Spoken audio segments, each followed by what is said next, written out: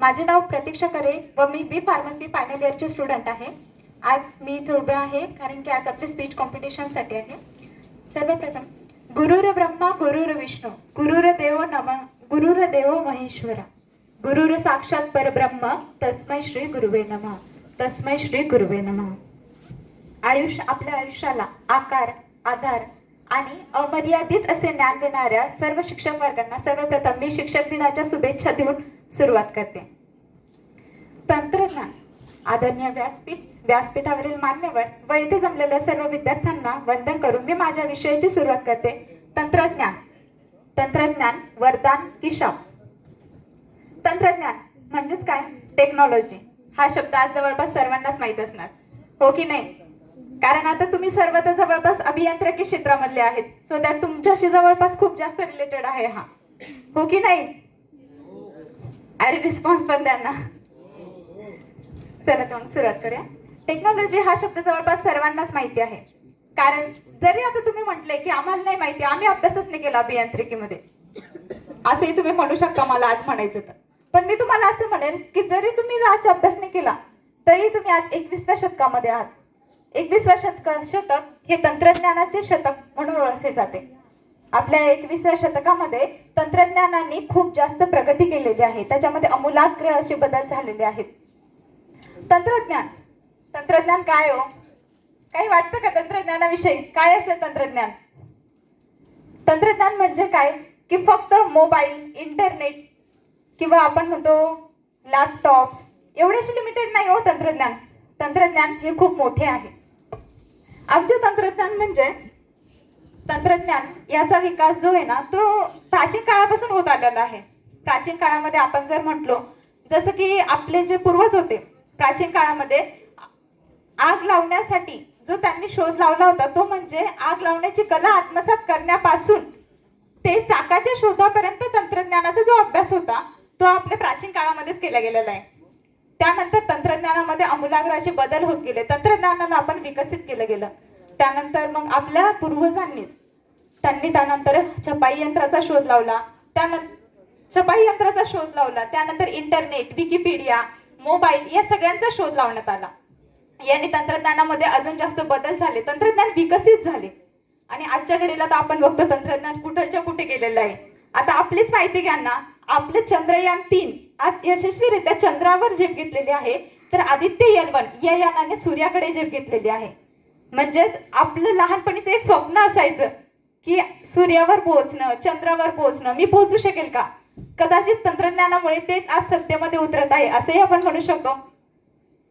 तर आपण सुरुवात करूया। तंत्रज्ञानाचं आपण तर बघितलं आता खूप वास्ट बदल आहे, ते आहे की हो मान्य आहे, तंत्रज्ञानाचे बदल तर खूप झालेले आहेत। तंत्रज्ञानामध्ये भरपूर आपण त्याच्यामध्ये जे आपण म्हणतो विकसित केलेलं आहे तंत्रज्ञान, आणि याच्यासाठीच आपण सर्वात प्रथम आपले जे काही वैज्ञानिक असतील किंवा आपले जे पूर्वज ज्यांनी तंत्रज्ञानाला विकसित केलं त्यांच्या सगळ्यांच्या कार्याला एकदा वंदन आपण केलेच पाहिजे, कारण त्यांच्यामुळे तंत्रज्ञान डेव्हलप झालं किंवा आपण म्हणतो त्याचा विकास झाला, जेणेकरून आपल्याला जे आपले स्वप्न होतं ते सत्यामध्ये उतरण्यासाठी मदत झालेली आहे।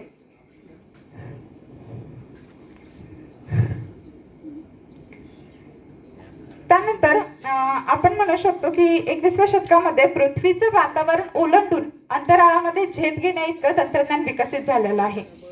आता विज्ञान आणि तंत्रज्ञान या दोघांची सांगड असते बरं का नेहमी, कारण आपण फक्त तंत्रज्ञानाला धरून पुढे जाऊ शकत नाही किंवा विज्ञानाला धरून पुढे जाऊ शकत नाही। जसे आता आम्ही फार्मसीवाले आम्ही विज्ञानाशी रिलेटेड, तुम्ही अभियांत्रिकीवाले तुम्ही तंत्रज्ञानाशी रिलेटेड। जर या दोन्हींचा संयम झाला म्हणजे विज्ञान आणि तंत्रज्ञान दोन्ही जेव्हा एकत्र येतात ना तेव्हा ते जग अत्यंत अशा प्रचंड वेगाने यशस्वीकडे विकासाकडे वाटचाल करत असतं। या दोघांच्या मदतीने जग विकासाकडे वाटचाल करत आहे। या विकासाच्या स्पर्धेमध्ये जग खूप वेगाने धावत आहे, पण खंत मात्र एवढीच की धावता धावता योग्य ठिकाणी पोहोचणे मात्र राहून जात आहे। खंत मात्र एवढीच की धावता धावता योग्य ठिकाणी पोहोचणे मात्र राहून जात आहे, कारण तंत्रज्ञानाचे जेवढे फायदे आहे ना तेवढेच तंत्रज्ञानाने तोटे सुद्धा निर्माण केलेले आहेत, तेवढ्या समस्या सुद्धा निर्माण केलेल्या आहेत। आणि याचंच एक उदाहरण द्यायचं म्हटलं तर सायबर क्राईम, आपल्या सर्वांना तर माहितच आहे सायबर क्राईमचे तोटे। त्यानंतर अजून एक त्याचं एक्झाम्पल द्यायचं झालं तर ते वाढते प्रदूषण। ही सगळ्यात जास्त म्हणजे सगळ्यात जास्त, हे बाकी सोडून द्या सायबर क्राईम वगैरे, पण प्रदूषण ही सगळ्यात जास्त आणि मोठी समस्या निर्माण झालेली आहे, कारण ती आपल्या जगण्याशी रिलेटेड आहे. तंत्रज्ञानामुळे औद्योगिक क्रांती विकसित झाली. जेव्हा औद्योगिक क्रांती विकसित झाली त्यानंतर विविध कारखाने विकसित झाले आणि कारखाने विकसित झाल्यानंतर कारखान्यांची धुराडे दूर कुठेतरी आकाशात दिसू लागली. कारखान्यांची धुराडे दूर कुठेतरी आकाशात दिसू लागली. कारखान्यांच्या प्रदूषित पाण्यामुळे आमच्या पवित्र नद्यांना कुठेतरी मात्र नाल्यांचे स्वरूप येऊ लागले. आमच्या पवित्र नद्यांना कुठेतरी नाल्यांचे स्वरूप येऊ लागले. अहो, याच औद्योगिकरणामुळे आमच्या आकाशामध्ये उंच भरारी घेणारे जे पक्षी होते ना, आज ते कुठेतरी दिसेनासे झाले. शुद्ध हवा मिळेनासे झाले. शुद्ध पाण्याअभावी जीवन कठीण होऊन बसले. हे याच तंत्रज्ञानामुळे, औद्योगिकरणामुळे. आता इंटरनेटचं जाळं आपल्या सगळ्यांना तर माहिती आहे की इंटरनेटचं जाळं खूप जास्त प्रमाणामध्ये पसरलेलं आहे. अगदी एका क्लिकवर अख्खं जग आपल्या मुठीमध्ये घेण्याची ताकद आपल्यामध्ये आलेली आहे. आपण एकाही क्षणांमध्ये जगाच्या कुठल्याही कोपऱ्याची माहिती, कोणत्याही कोपऱ्याची माहिती एका क्षणात आपल्याला माहिती होते. हे सर्व कशामुळे झालं? या इंटरनेटमुळे. आणि हा इंटरनेट पण तंत्रज्ञानाचाच भाग आहे ना. मग हा इथं पॉझिटिव्ह पॉइंट आला की नाही आपल्याकडे? इंटरनेटच्या वाढत्या वापरामुळे आपल्याला जगाची माहिती मिळते, हे मात्र खरं आहे. आणि आपण स्टुडंट्सही त्याचा खूप फायदा घेतलेला आहे. लॉकडाऊनच्या पिरियडमध्ये लॉकडाऊनच्या पिरियडमध्ये इंटरनेटचं जर डेव्हलपमेंट झालेली नसती तर कदाचित आपल्याला आज घरी बसावं लागलं असतं, कारण आपले 2 वर्ष तसेच वाया गेलेले असते. पण नाही, ते याच इंटरनेटमुळे आपली ती 2 वर्ष सांभाळली गेली. लॉकडाऊनच्या काळामध्ये अगदी लहान लहान मुलांच्या हातामध्ये सुद्धा मोबाईल आले, कारण ती त्यावेळची गरज होती. पण याच गरजेचं रूपांतर समस्येमध्ये कधी झालं हे मात्र आम्हाला समजलंच नाही. याच गरजेचे रूपांतर समस्येमध्ये कधी झालं ते मात्र आम्हाला समजलंच नाही. अहो, आपण तर छाती ठोकपणे सांगतो ना, आम्ही छत्रपती शिवाजी महाराजांच्या स्वराज्यात जन्म घेतलाय. मग आपल्या याच छत्रपती शिवाजी महाराजांनी वयाच्या 16व्या 17व्या वर्षी स्वराज्याची मुहूर्तमेढ रोवून स्वराज्याचा झेंडा रोवला होता. पण आमची पिढी मात्र छत्रपती शिवाजी महाराजांचे त्यांना आदर्श धरून वाढणारी आमची पिढी या 16व्या 17व्या वर्षी काय करते? ते इंस्टाग्राम, फेसबुकवर पोस्ट करून, रील्स स्क्रोल करून फॉलोअर्स वाढवण्याचा झेंडा रोवत आहे तर दोन्ही पण झेंडा रोवत ना. फक्त फरक एवढा की छत्रपती शिवाजी महाराजांनी स्वराज्याचा झेंडा रोवला आणि आमची पिढी फॉलोअर्स वाढवण्याचा झेंडा रोवते. हीच इथे खंताची बाब होते. मग इथे प्रश्न पडतोय की जी सोशल मीडिया विचारांच्या आदान प्रदानासाठी निर्माण केली गेलेली होती, ती सोशल मीडिया आज कुठेतरी चिंतेचा विषय बनते. मग या सगळ्या समस्यांमुळे आज प्रश्न निर्माण होतोय की तंत्रज्ञान हे आपल्यासाठी शाप की वरदान? आता हे आपल्याला ठरवावं लागेल, शाप की वरदान. तुमचं काय मत आहे? तंत्रज्ञान काय असेल, शाप की वरदान? शाप. तिकडून शाप आन्सर येतं, इकडून वरदान येतंय. पण माझ्या वाच्यावर मी आन्सर देते. मला तरी वाटतं तंत्रज्ञान हे वरदान आहे आपल्यासाठी. कारण जर तंत्रज्ञान नसतं तर आज अंतराळामध्ये प्रवेश आपण करू शकलो नसतो. तंत्रज्ञान नसतं तर आपण जीवघेण्या असे आपल्याला आजार होतात, त्याच्यावर जीवघेण्या क्रिटिकल अशा सर्जरी करून मरणाच्या दारातून माणसं वापस आली नसती. तंत्रज्ञान नसतं तर अगदी काही वेळामध्ये एका ठिकाणावरून दुसऱ्या ठिकाणी जाणे शक्य झाले नसते.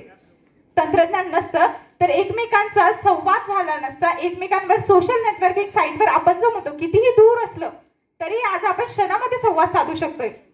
हे तंत्रज्ञान नसतं तर शक्य झालं नसतं. त्यामुळे तंत्रज्ञान हे नेहमी वरदानच ठरणार आहे आपल्यासाठी. आता तुम्ही म्हणणार की काही बोलते ताई, आता कसं काय वरदान म्हणणार तुम्ही? आता मी म्हणते की जाणकार कसं म्हणतात माहितीये का, म्हणजे जे आपले पूर्वज असतात किंवा ज्यांना माहिती जास्त असते ते काय म्हणतात की जिथे पण जास्त प्रमाणात उपलब्धता असते ना ते शाप ठरतं. म्हणजे की अतिरेक, कोणत्याही गोष्टीचा जो अतिरेक असतो तो शाप ठरला जातो.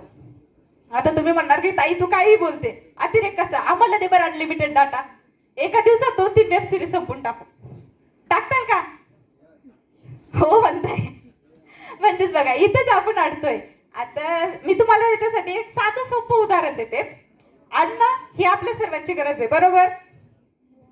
मग अन्न जर आपण सकस अन्न घेत असो, सकस म्हणजेच काय? पौष्टिक अन्न म्हणते, बर्गर पिझ्झा वगैरे नाही. पौष्टिक अन्नामध्ये कडधान्य येतं, भाजी पोळी हे आपण जर घेतलं तर हे आपल्यासाठी काय ठरेल? वरदान, बरोबर. आणि जर आपण हेच अन्न जास्त प्रमाणामध्ये घेतलं तर काय होईल? वजन वाढणार, कोलेस्ट्रॉल वाढणार, रक्तातील साखरेचं प्रमाण वाढणार. आपल्याला मुळात काय होणार की आपल्याला जास्तीत जास्त आजारांनी आपण ग्रस्त होणार, जास्तीत जास्त आजारांना बळी पडणार.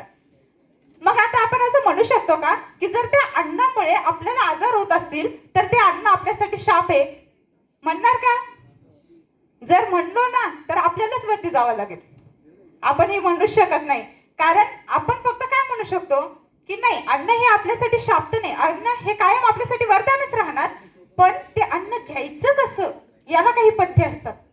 ते पथ्य जर आपण पाळले तर आपण आजारापासून सुटका करू शकतो किंवा आजार आपल्याला होऊ शकत नाही, आपण निरोगी राहू शकतो. त्याचप्रमाणे तंत्रज्ञानाच्या वापराला सुद्धा काहीतरी नियम असतात आणि ते नियम पथ्य आपण पाळलेच पाहिजे, जेणेकरून तंत्रज्ञान हे कधीच आपल्यासाठी शाप ठरणार नाही. कारण तंत्रज्ञानाचं महत्व खूप मोठं आहे, ते नेहमीच आपल्यासाठी वरदानच आहे. फक्त हे आपली जी पिढी आहे, आपली पिढी म्हणण्यापेक्षा मी तर म्हणेन की आपणच सगळे जे यंग्स आहोत हे फक्त त्याचा वापर करत नाही, पथ्य व्यवस्थित पाळत नाही. त्यामुळे कदाचित की आपले जे मोठे आपल्यापेक्षा मोठे त्यांना आज हा विषय द्यावा वाटला असेल की तंत्रज्ञान शाप की वरदान. म्हणजेच ते कुठेतरी विचार करताय की तंत्रज्ञान हा शाप ठरतोय की काय, कारण विद्यार्थी तंत्रज्ञानाचा काहीतरी वेगळाच वापर करताय. मग जर आपल्याला ह्या वरदानाला शापामध्ये रूपांतरित होऊ द्यायचं नसेल तर त्यासाठी आपल्याला काहीतरी पथ्य पाळावे लागणार. आणि पथ्य म्हणजे काही खूप मोठी लिस्ट नाही बरं का, जशी डायबेटिक पेशंटला असते हे खायचं नाही, ते खायचं नाही, ते नाही, हे नाही. पथ्य मी फक्त 3च पथ्य सांगणार, ती तुम्ही जर का पाळली तर खरंच आपल्यापेक्षा जे मोठे माणसं आहेत म्हणजे आपले टीचर्स, आपले पॅरेंट्स, ते सगळे म्हणणार की नाही तंत्रज्ञान हे वरदानच आहे. आणि त्यात वरदान की शाप हे त्यांनी काय म्हणायचं ते फक्त आपल्या हातामध्ये. यासाठी आपल्याला 3 पथ्य पाळायची. ती पथ्य म्हणजे योग्य प्रमाणात वापर, मर्यादित वापर आणि त्या वापरामुळे सभोवतालील परिसरामध्ये समस्या निर्माण होणार नाही याचा विचार करून वापर. ही 3 पथ्य पाळली तर नक्कीच तंत्रज्ञान हे वरदान ठरणार. शेवटी जाता जाता एवढंच म्हणेल की तंत्रज्ञान हे देवाने दिलेलं वरदान आहे. कदाचित जीवनाच्या वरदानानंतर दिलेलं हे दुसरं अमूलाग्र असं वरदान आहे. पण हेच वरदानाला शापामध्ये रूपांतरित जर होऊ द्यायचं नसेल तर आपल्याला या 3 पथ्यांचा वापर करावा लागणार, हे 3 पथ्य पाळावे लागणार. आणि त्यासाठी सर्वांनी थोडे थोडे प्रयत्न करावे जेणेकरून आपण ह्या वरदानाला शापामध्ये रूपांतरित न होऊ देऊ. धन्यवाद. जय हिंद, जय महाराष्ट्र.